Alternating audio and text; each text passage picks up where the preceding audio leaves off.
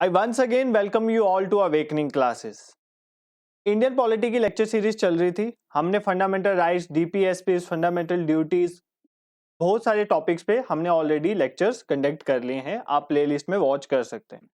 आज हम पंचायती राज सिस्टम के बारे में पढ़ने जा रहे हैं, दैट इज पंचायत.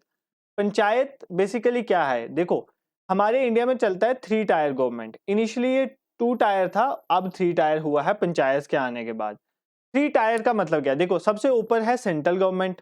ठीक है, सेंट्रल गवर्नमेंट होती है सबसे ऊपर. उसके नीचे आ जाती है स्टेट, डिफरेंट स्टेट और यूटीज की गवर्नमेंट. उसके नीचे क्या आती है? Local government. लोकल गवर्नमेंट में क्या आ जाती है? आपकी पंचायत और म्युनिसिपैलिटीज. उन्हीं पंचायत और म्युनिसिपैलिटीज के बारे में हम स्टडी करेंगे, जिसमें से आज हम पंचायत का पहला लेक्चर है, पंचायत के 2 लेक्चर आएंगे. ठीक है, तो पंचायत का मतलब है रूरल लोकल सेल्फ गवर्नमेंट. देखो, रूरल एरिया के लिए एक होता है अर्बन एरियाज, टाउन्स वगैरह के लिए एक होता है रूरल एरिया के लिए लोकल सेल्फ गवर्नमेंट. मतलब लोकल लोग ही चुनेंगे और खुद को खुद ही गवर्न करेंगे. This is the concept of panchayat. ये ओरिजिनली हमारा जब कॉन्स्टिट्यूशन बना था तब ये कॉन्स्टिट्यूशनलाइज नहीं हुआ था पंचायत. इसको बाद में अमेंडमेंट के तहत कॉन्स्टिट्यूशनलाइज किया गया. तो कौन सी अमेंडमेंट हुई? 73rd amendment act of 1992. इसके तहत पंचायत को कॉन्स्टिट्यूशनलाइज किया गया. जब किसी चीज को कॉन्स्टिट्यूशनलाइज करते हैं तो वो अब पूरे इंडिया में एप्लीकेबल है. हर जगह पे भी मैंडेटरी है कि पंचायत होनी चाहिए. ठीक है, अब पंचायत कैसे बनी? इसके लिए इनिशियली बहुत सारी कमेटीज बनाई गई और कमेटीज की डिफरेंट रिकमेंडेशंस आई. उन रिकमेंडेशंस के अकॉर्डिंग ये 73rd अमेंडमेंट एक्ट जो है वो पास किया गया. पहले ही दिन नहीं पास किया गया था, बहुत टाइम लगा था. बहुत सारी कमेटीज आई और उनकी रिकमेंडेशंस को ध्यान में रखते हुए इस अमेंडमेंट को पास किया गया था और लोकल सेल्फ गवर्नमेंट स्टार्ट हुआ. देखो, बेसिकली ये पंचायत बनाना जरूरी क्यों था? आप देखो, हमारा जो आर्टिकल 40 है, हमने डीपीएसपीज में पढ़ा है. आर्टिकल 40 यही कहता है कि विलेज पंचायत होनी चाहिए. उनको हमें थोड़ी बहुत फ्रीडम देनी चाहिए कि वो खुद को खुद गवर्न कर सके. मतलब अपने फाइनेंसेस को खुद मैच कर सके, खुद ही सिविल जो डिस्प्यूट्स होते हैं उनको सॉल्व कर सके. तो इसीलिए पंचायत का बनना जरूरी है. तो अब डिफरेंट कमेटीज देखते हैं कौन कौन सी बनी. सबसे पहली कमेटी जो बनी that is Balwant Rai Mehta committee. इस कमेटी का नाम था बलवंत राय मेहता कमेटी और ये कब बनी? 1957 में. ठीक है, इस कमेटी ने क्या क्या रिकमेंडेशंस दी वो हम देखते हैं. पहली रिकमेंडेशन इसकी ये थी, establishment of scheme for democratic decentralization. इसने कहा कि हमें कुछ ऐसी स्कीम बनानी चाहिए जिससे डेमोक्रेटिक डिसेंट्रलाइजेशन हो. डिसेंट्रलाइजेशन का मतलब है, देखो, सेंट्रलाइजेशन होता है सारी पावर सेंट्रल के पास आ जाना. डिसेंट्रलाइजेशन होता है कि सारी पावर सेंट्रल के पास नहीं आना, पावर को डिवाइड करो. कुछ पावर सेंटर के पास रखो, कुछ स्टेट के पास रखो और कुछ उसके भी नीचे पंचायत के पास जाने दो. ठीक है, तो इसने ये बोला था कि डेमोक्रेटिक डिसेंट्रलाइजेशन होनी चाहिए. पावर किसी एक बंदे के हाथ में नहीं होनी चाहिए. अगर एक बंदे के हाथ में होगी तो ऑटोक्रेसी हो जाएगी. ठीक है, और इसने रिकमेंड किया था पंचायती राज 3 टायर में होना चाहिए. 3 टायर में पंचायती राज होने का मतलब ये है कि सबसे ऊपर जो है, सबसे अगर हम बात करें, सबसे ऊपर होना चाहिए जिला परिषद. ठीक है, जिला परिषद होगा डिस्ट्रिक्ट लेवल में. ठीक है, इसको बोलेंगे जिला परिषद. ये डिस्ट्रिक्ट लेवल पे होगी पंचायत. उसके नीचे आएगा पंचायत समिति. पंचायत समिति जो होगी, आप समझ सकते हो कि ये तहसील लेवल पे इतना ही होता है पंचायत समिति का. ब्लॉक लेवल जिसे कहते हैं. ठीक है, आपने सुना होगा ना, ब्लॉक डेवलपमेंट कमेटी. ये होती है पंचायत समिति. पंचायत समिति, जिला परिषद, पंचायत समिति और सबसे नीचे क्या होगी? ग्राम पंचायत. ठीक है, तो सबसे नीचे होगी ग्राम पंचायत विलेज लेवल पे और उसके ऊपर होगी पंचायत समिति ब्लॉक लेवल में और उसके ऊपर होगी जिला परिषद. इसी को बोलते हैं 3 टायर पंचायती राज सिस्टम. ठीक है, अब विलेज पंचायत जो होगी दैट इज ग्राम पंचायत, इसको डायरेक्टली लोग इलेक्ट करेंगे. बट ये जो जिला परिषद और पंचायत समिति होगी ना, इसको डायरेक्टली इलेक्ट नहीं किया जाएगा, इसको इनडायरेक्टली इलेक्ट किया जाएगा. इनडायरेक्ट इलेक्शन में क्या होता है? आप कुछ लोगों को इलेक्ट करते हो पहले, वो फिर आगे इलेक्ट करेंगे जिला परिषद और पंचायत समिति के मेंबर्स. आपने बलवंत राय मेहता कमेटी में इंपॉर्टेंट चीजें ये याद रखनी कि 3 टायर पंचायती राज सिस्टम को इन्होंने प्रमोट करा था. दैट इज जिला परिषद at district level, panchayat samiti at block level and gram panchayat at village level. ठीक है, और इन्होंने बोला था कि जो ग्राम पंचायत है उसके डायरेक्ट इलेक्शन होंगे बट बाकी ऊपर वालों के इनडायरेक्ट इलेक्शन होंगे. ठीक है, इन्होंने मेन एम्फेसाइज किया था पंचायत समिति में, ये जो ब्लॉक लेवल वाली पंचायत समिति है इसको एग्जीक्यूटिव पावर्स देनी चाहिए. एग्जीक्यूटिव पावर्स का मतलब होता है कि जितने भी डेवलपमेंट रिलेटेड प्रोजेक्ट होंगे ना, उनको इंप्लीमेंट कौन करेंगे? पंचायत समिति. मतलब सपोज करो अगर गवर्नमेंट बोलती है कि कहीं पे रोड्स बनानी है, तो गलियां बनानी है, उनको इंप्लीमेंट कौन करेगा? पंचायत समिति. और इन्होंने ये कहा था कि जिला परिषद का काम होना चाहिए कि ये एडवाइस करे पंचायत समिति को और सुपरवाइज करे, पर मेन एग्जीक्यूटिव काम किसको होना चाहिए? पंचायत समिति को। ठीक है, देखो पेपर में क्वेश्चन फ्रेम होता है, जैसे ऐसे क्वेश्चन आता है, 3 टायर पंचायती राज सिस्टम किस कमेटी ने रिकमेंड करा था? एससीज के लिए रिजर्वेशन होनी चाहिए, किस कमेटी ने रिकमेंड करा था? ये आपको यहाँ पर पता होना चाहिए। ठीक है, तो ये आप ये नहीं सोचना कि हमने सिर्फ ये याद रखना है 73rd अमेंडमेंट 1992 में हुई थी, इसमें ये आर्टिकल ये कहता है, नहीं, क्वेश्चन यहाँ से ज्यादा फ्रेम होते हैं, तो आपको इसको भी अच्छे से पढ़ना है। ठीक है, अब ये जो इसकी कमेटी की रिकमेंडेशंस थी, इनको नेशनल डेवलपमेंट काउंसिल ने, नेशनल डेवलपमेंट काउंसिल होती है एनडीसी, इसने एक्सेप्ट किया, 1958 में एक्सेप्ट किया। बट इसने ये कहा कि एक सिंगल रिजिड पैटर्न नहीं दिया, मतलब इसने ये नहीं कहा कि ये हर एक स्टेट के लिए ये सभी रूल्स एप्लीकेबल होंगे कि उन्होंने 3 टायर बनानी है, उन्होंने विलेज पंचायत समिति को ज्यादा पावर देनी है। ठीक है, उन्होंने ये कहा कि चॉइसेस हैं स्टेट्स के पास, वो अपनी चॉइस के अकॉर्डिंग अगर करना चाहते हैं तो करें इम्प्लीमेंट, नहीं करना चाहते तो नहीं करें। इसका रिजल्ट क्या होता है कि राजस्थान इंडिया की पहली स्टेट बनती है जिसने पंचायती राज को इम्प्लीमेंट करा। कब किया? 2 अक्टूबर गांधी जयंती पे 1959 में नागौर डिस्ट्रिक्ट ऑफ राजस्थान में पहली बार पंचायती राज को इम्प्लीमेंट करा गया। और किसने करा? जवाहरलाल नेहरू जी ने, तब वो प्राइम मिनिस्टर थे इंडिया के। ठीक है, उसके बाद आंध्र प्रदेश ने किया और उसके बाद डिफरेंट स्टेट्स ने करना स्टार्ट कर दिया। सभी ने नहीं करा क्योंकि ये चॉइस आपके स्टेट और यूटीज पे थी। ठीक है, अब देखो इधर डिफरेंसेस क्रिएट हो गए स्टेट में। कैसे? देखो जैसे तमिलनाडु है ना, तमिलनाडु ने बोला हम 3 टायर नहीं रखेंगे, हम 2 टायर रखेंगे। राजस्थान ने 3 टायर रख ली। ठीक है, राजस्थान ने 3 टायर रख ली। उत्तर वेस्ट बंगाल पड़ा, उसने 4 टायर रख दी, उसने 4 टायर बना दिए। ठीक है, तो मतलब आप देख रहे हो कि अगर अलग अलग होगी तो कितनी डिफरेंट कंडीशंस आ जाएंगी। तो इसीलिए एक यूनिफाइड नहीं था। ये जो पंचायत बनी तो बनी, बट ये यूनिफाइड नहीं थी, हर कंट्री में सेम रूल्स एप्लीकेबल नहीं हुए। ठीक है, फिर नेक्स्ट कमेटी फाउंड की गई। फिर उसके बाद कांग्रेस हटी। 1997 में जब कांग्रेस हट जाती है, जनता गवर्नमेंट आती है, तो उन्होंने एक कमेटी बनाई, अशोक मेहता कमेटी। उन्होंने ये कमेटी इसलिए बनाई कि आप चेक करो वर्किंग ऑफ पंचायत, कि पंचायत अच्छे से काम कर भी रही है कि नहीं कर रही है। ठीक है, वर्किंग ऑफ पंचायत के लिए ये कमेटी बनाई गई थी। ठीक है, ये भी आपको याद रखना है कि किस कमेटी की, मतलब किस लिए बनाई गई थी। तो ये वर्किंग ऑफ पंचायत के लिए बनाई गई थी। ठीक है, इसने 132 रिकमेंडेशंस दी थी। अब सारी हम पढ़ेंगे? नहीं पढ़ेंगे, हम वही पढ़ेंगे जो हमारे लिए इंपॉर्टेंट है। सबसे पहले इसने कहा कि जो 3 टायर सिस्टम है ना भाई, ये ऊपर होगा जिला परिषद, नीचे होगा पंचायत समिति और उसके नीचे होगा डायरेक्ट ग्राम पंचायत, ये नहीं चलाना है, हमने 2 टायर सिस्टम चलाना है। 2 टायर सिस्टम में क्या होगा? ऊपर होगा जिला परिषद डिस्ट्रिक्ट लेवल पे, नीचे होगा मंडल पंचायत तहसील लेवल पे। इन्होंने ये बोला। ठीक है, और इन्होंने बोला सारी एग्जीक्यूटिव पावर किसको दे दो? जिला परिषद को दे दो। ठीक है, अब 2 टायर है तो एग्जीक्यूटिव पावर किसको दे दो? जिला परिषद को। ठीक है, इसने ये कहा state should not supersede Panchayati Raj. State जो है वो पंचायती राज को सुपरसीड नहीं करना चाहिए। सुपरसीड करने का मतलब ये है कि अब क्या होगा, सपोज करो पंचायत में होते हैं इलेक्शन, ध्यान से सुनो। अगर सपोज करो इलेक्शन से पहले पंचायत खत्म हो जाती है, किसी रीजन की वजह से पंचायत गिर जाती है, तो वो पावर किसके पास आ जाएगी? स्टेट के पास। उसको फिर कौन ऑपरेट करेगा? स्टेट। इसने कहा कि स्टेट को जरूरी है कि वो 6 महीने के अंदर वापस इलेक्शन करवाए। ठीक है, इसको कहते हैं कि स्टेट सुपरसीड ना करे पंचायती राज को। मतलब अगर पंचायत नहीं किसी जगह पे अभी फंक्शनल है तो 6 महीने के अंदर इलेक्शन करवा के वापस पंचायत को रीएस्टेब्लिश करना जरूरी है। ये रिकमेंड करा था अशोक मेहता कमेटी ने। और इसने ये भी रिकमेंड करा था कि सीट्स होनी चाहिए एससी एसटीज के लिए on the basis of population. Population के बेसिस में एससी और एसटी के लिए रिजर्वेशन होनी चाहिए। ठीक है, और इसने ये कहा था कि ये जो देखो अभी तक कोई कॉन्स्टिट्यूशनल रिकॉग्नाइजेशन थोड़ी हुई है, कोई अमेंडमेंट हुआ ही नहीं है, तो इसने ये कहा था कि कॉन्स्टिट्यूशनली रिकॉग्नाइज करना चाहिए हमें किसको?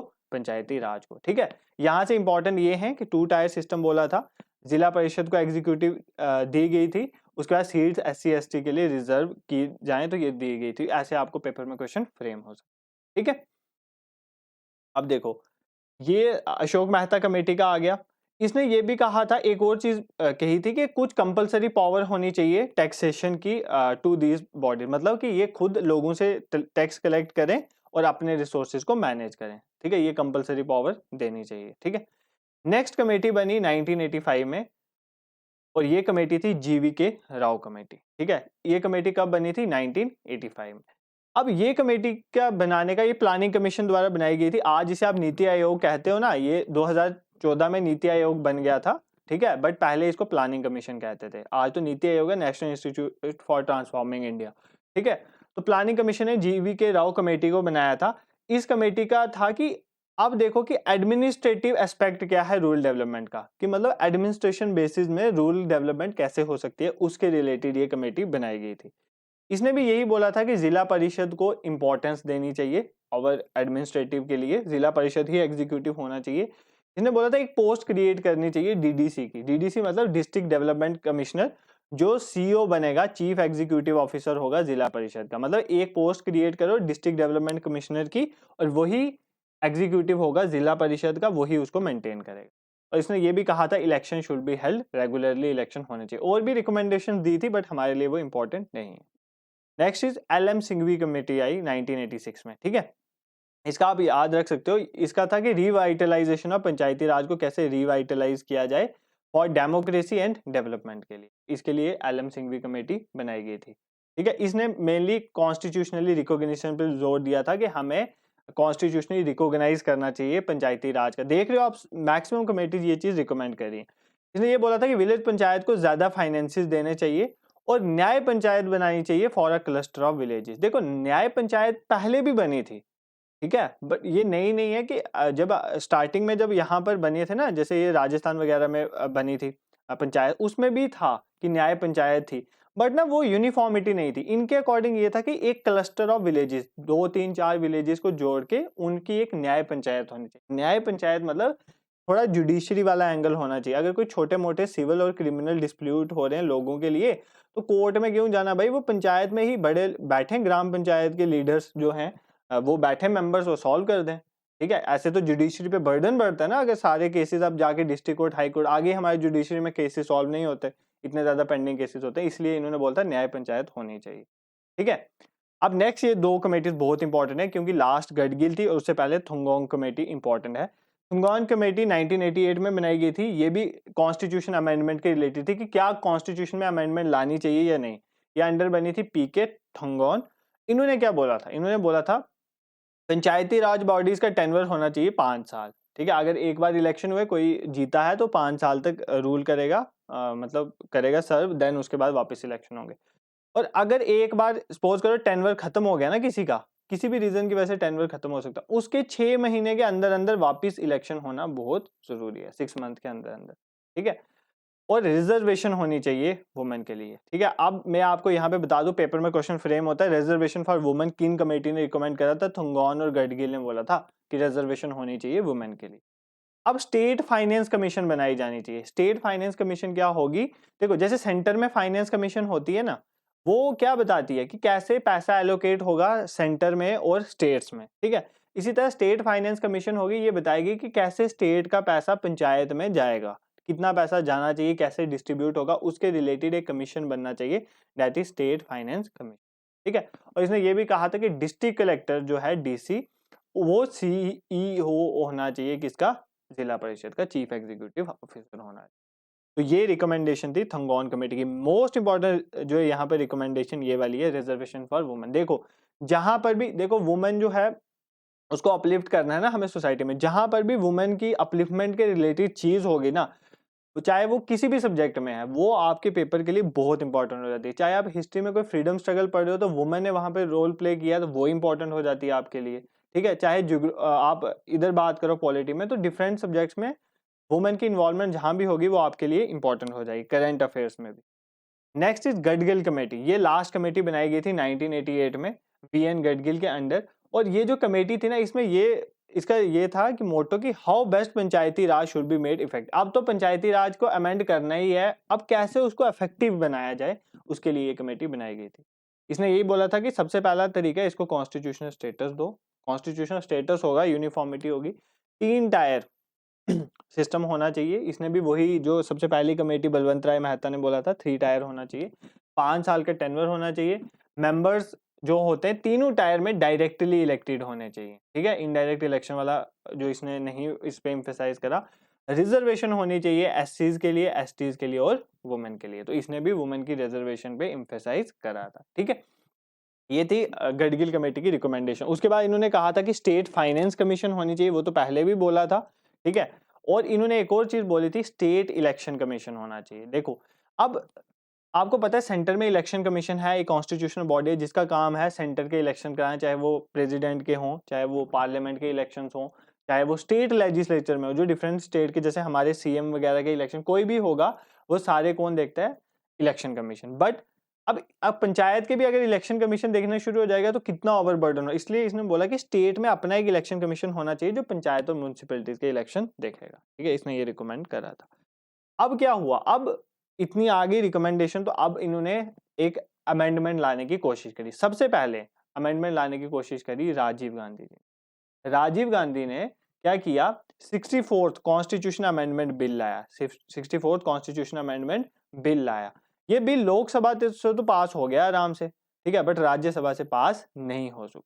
ठीक है, अब क्यों नहीं हुआ, इसका ये रीजन था कि ये जो बिल था ना ये बहुत रिजिड था। ये मतलब एक यूनिफॉर्मिटी लाना चाहता था, बट डिफरेंट स्टेट चाहती थी हमें राइट्स मिले कि हम अपने तरीके से पंचायती राज को इंप्लीमेंट करें, हम सेंटर को क्यों माने। आपको पता है, देखो अभी जैसे सेंटर में बीजेपी गवर्नमेंट है, अगर वो कोई लॉ लाती है तो जो स्टेट्स में बीजेपी गवर्नमेंट है वो तो इजीली इंप्लीमेंट कर देंगी, बट अगर जिन स्टेट्स में कांग्रेस है क्या वो उसको इजीली इंप्लीमेंट करेगी, नहीं।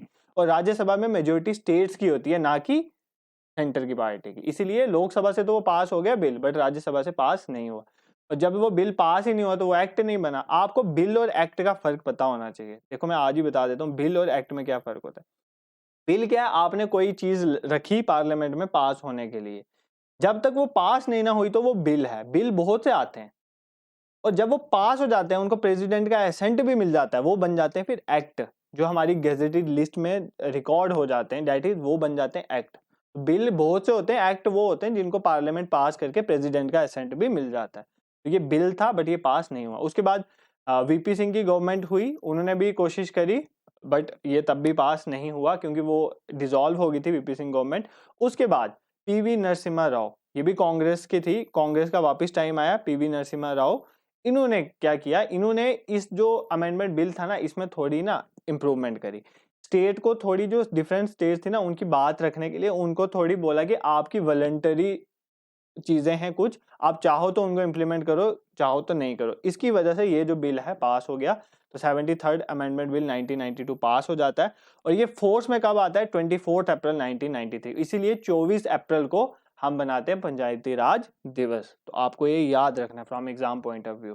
ठीक है, और इसमें क्या हुआ, ये अमेंडमेंट हुई है, अमेंडमेंट से एक पार्ट 9th ऐड हुआ कॉन्स्टिट्यूशन में। पार्ट 9th का नाम रखा गया द पंचायत। और इसमें कितने आर्टिकल्स डाले गए, आर्टिकल 243 से लेके 243 ओ तक। ठीक है, ये सब हम देखेंगे कौन से आर्टिकल में क्या है कैसे, ये सब देखेंगे। अभी तो हमने सिर्फ देखा है कमेटीज क्या हुई, उनकी रिकमेंडेशन की थी और रिकमेंडेशन एक्सेप्ट होने के बाद अमेंडमेंट से पंचायती राज एक्ट को लाया गया। ठीक है, अब जैसे पार्ट 9th ऐड हुआ वैसे एक शेड्यूल और ऐड हुआ, डेट इज 11 शेड्यूल। ठीक है, 11 शेड्यूल में कितने फंक्शंस एलोकेट किए गए, 29 फंक्शंस। और ये कौन सा आर्टिकल डील करता है, 243 जी। देखो 29 फंक्शन मतलब ये जो पंचायत है ना इनको 29 फंक्शन दिए गए। जैसे फंक्शन क्या होंगे, जैसे आप अपने लोकेलिटी में ये बना सकते हो वगैरह, टैक्सेस कलेक्ट कर सकते हो, ये सारे हम फंक्शन देखेंगे। और कौन से आर्टिकल में ये लिखा गया, आर्टिकल 243 जी। तो शेड्यूल 11 किसके साथ डील करता है, पंचायत के साथ। पेपर में क्वेश्चन आता है और इसमें कितने फंक्शंस बताए गए पंचायत के, 29। और कौन से आर्टिकल्स बताता है पंचायत के फंक्शन, आर्टिकल 243 जी। ठीक है, अब देखो ये जो किया गया, ये सारा किया गया जो पंचायती राज अमेंडमेंट एक्ट लाया, इतनी कमेटीज बनाई गई इनकी रिकमेंडेशंस पे, ये क्यों किया गया, ये किया गया टू शेप आर्टिकल 40। हमारी आर्टिकल 40 एक डीपीएसपी है, directive principle of state policy. उसमें ये कहा गया था कि पंचायती राज सिस्टम होना चाहिए। अगर मैं आर्टिकल 40 आपको सुनाऊं, वो कहता है the state shall take step to organize village panchayats and endow with them such powers and authority to enable them to function as unit of self government। मतलब स्टेट को ऐसे स्टेप लेने चाहिए ताकि वो विलेज पंचायत बनाए और उनको कुछ पावर और अथॉरिटी दे ताकि वो खुद सेल्फ गवर्नमेंट कर सकें। ठीक है, और ये गांधी जी का विजन था। गांधी जी चाहते थे कि लोकल सेल्फ गवर्नमेंट होनी चाहिए। इसको इम्प्लीमेंट करने के लिए ये सारा तामझाम किया गया। ठीक है, तो this is all about for today's lecture. Panchayati Raj अभी खत्म नहीं हुआ है, ये अभी ट्रेलर था, पिक्चर बाकी है क्योंकि अभी हमने सारे आर्टिकल्स देखने हैं इसमें इंपॉर्टेंट, वो सभी हम कवर करेंगे आने वाली वीडियो में। तो एक वीडियो में मैं कोशिश करूंगा नेक्स्ट में ही कवर हो जाएंगे। ठीक है, अगर आप हमारे चैनल में नए हैं अगर आपको कंटेंट पसंद आ रहा है तो आप चैनल को सब्सक्राइब करें और शेयर भी करें जो लोग कम्पिटिटिव की प्रिपरेशन कर रहे हैं, क्योंकि ये हमारा न्यू इनिशिएटिव है तो आपके सपोर्ट की बहुत ज़रूरत है। देन टेलीग्राम ग्रुप का लिंक डिस्क्रिप्शन में डाल दूंगा, उसमें डेली क्विज होता है 8 बजे, आप उसको ज्वाइन करें और पीडीएफ भी वहीं हम शेयर करते हैं। उसके बाद आप JKSSB VLW की तैयारी करें तो टारगेट बैच हमने स्टार्ट करा है, सब फ्री है यहाँ पर। और अगर आप पॉलिटी, हिस्ट्री वगैरह किसी भी एग्जाम की प्रिपरेशन कर रहे हो ना, यूपीएससी, CDS, FCAT, जिस भी एग्जाम की प्रिपरेशन कर रहे हो, चाहे वो यूटी लेवल है, स्टेट लेवल है, सेंटर लेवल है, आप अपनी जरूरत के अकॉर्डिंग प्लेलिस्ट निकालो, जो जो टॉपिक है उसको ढूंढो और वहां से को पढ़ो। ठीक है, thank you so much for watching.